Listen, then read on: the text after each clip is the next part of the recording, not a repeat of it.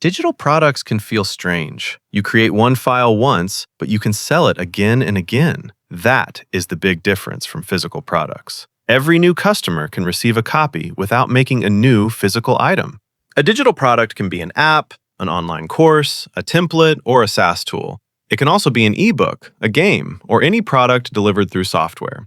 The product is digital, but the business behind it is still very real. Digital products are usually cheap to copy, but cheap to copy does not mean free to run. You may still pay for hosting, updates, customer support, tools, and marketing. So the real question is not just, can it be copied? The real question is, can it earn more than it costs? A digital product does not automatically make money just because it exists. People still need to find it. That is where distribution comes in. Search, social media, ads, email, and platforms can bring people to the product. Without traffic, even a great digital product can sit there with no buyers. Digital products can make money in different ways.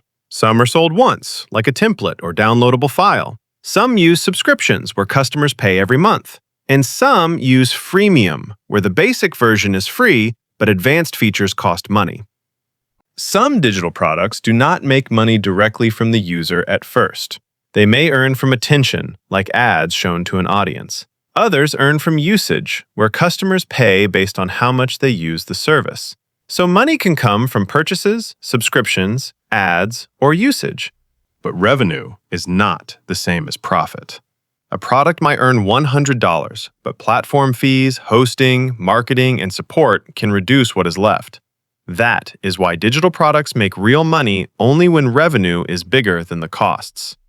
Build the product, distribute it, price it well, keep people using it, and then you can make profit. If this made digital products easier to understand, like the video and subscribe for more simple technology animations.